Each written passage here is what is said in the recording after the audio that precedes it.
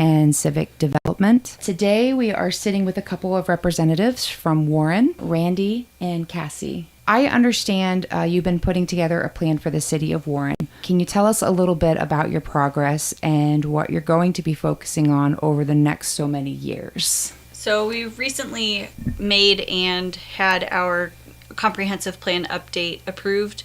So our next steps are the implementation of some of the pieces that we can accomplish in the short term and focus on what we can do for the future and the long-term goals. Randy's department and groups really were the ones that spearheaded and developed the plan. I've just been a support person for them and taking on a new role at the City of Warren, hopefully by the end of the year or next year, helping to accomplish those goals.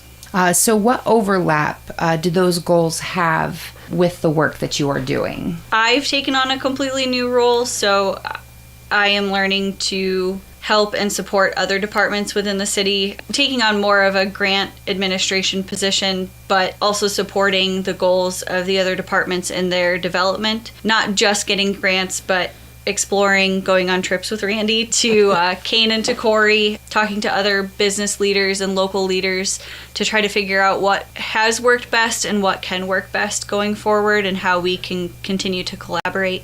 You met with Chuck Gray, the director of Impact Corry, today. What are you hoping to get from that interaction with the Corry community today? What we're looking at today is with the implementation of our comprehensive plan.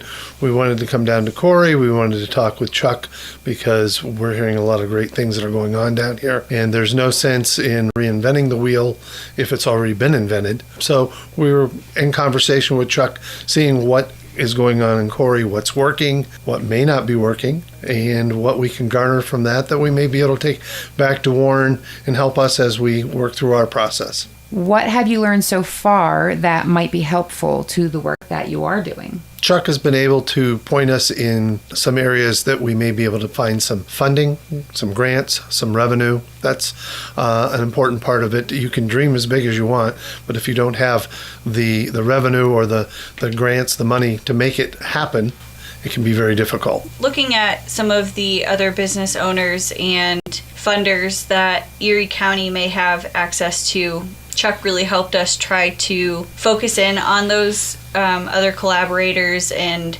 those who maybe have some funding sources that we can lean into to try to help fund some of our projects. This is a very collaborative methodology. Communities connecting across municipal boundaries, coming together to solve problems. Do you see this type of collaboration as a long-term strategy for success for all communities? I believe so. We're a region. We need to work with each other as a region. We need to promote those regions.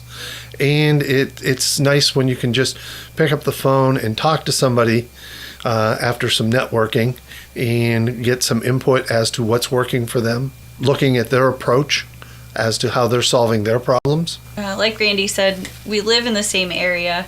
We all face the same struggles. You know, we all had industries that at one point in time were booming and now have since left the area. Everyone faces in this area population decrease and how we all best can try to attract, young people to stay or to come back to the area and invest their time and money and their families into the area. To Cassie's point, we're all looking at ways that we can reinvent ourselves. Right. And although we are in the region, we all want to be unique in that region also. But part of being unique is also promoting the uniqueness of others. Again, this is Laura from Impact Corry, and I'm sitting with a couple of Warren representatives, Randy and Kassie. What do you think is possible through these collaborations? I think larger projects, larger scale collaborations can happen when you work with other communities, and you have to work well with the other communities. It shouldn't be okay, well, I'm the city or I'm the borough, only I can do this. Working with others outside of your county, outside of even, your city or borough can greatly help your progress, your intentions, and the reach of the projects that you are doing. There's no reason you can't ask for help from other places. Maybe somebody has something that's tried and true and proven in their community.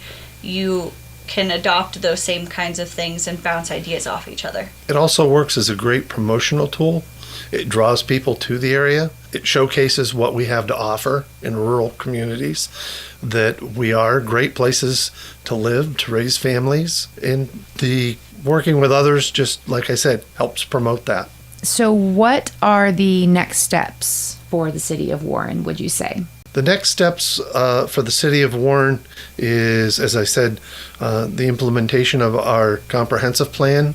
We have several steps that we have recognized. We have some low-hanging fruit that we can work on in revitalizing our downtown area, preserving our assets that we currently have, which are our parks, our river, looking for development for our riverfront area. Those are some of the major projects we have going. I agree. Identifying those things that we can do that will have a big impact in the short term will help prove that we are intentional about our projects, that we are intentional about meeting the goals of our comprehensive plan, and to help incorporate the community into this plan. It is not a city government plan, although it is put together by the city. It came with input from the Planning Commission, from the RDA, from stakeholders in the community, and they should all have a voice and have an input in the projects. All right. Well, thank you again. Thanks for coming and visiting us here in Corry.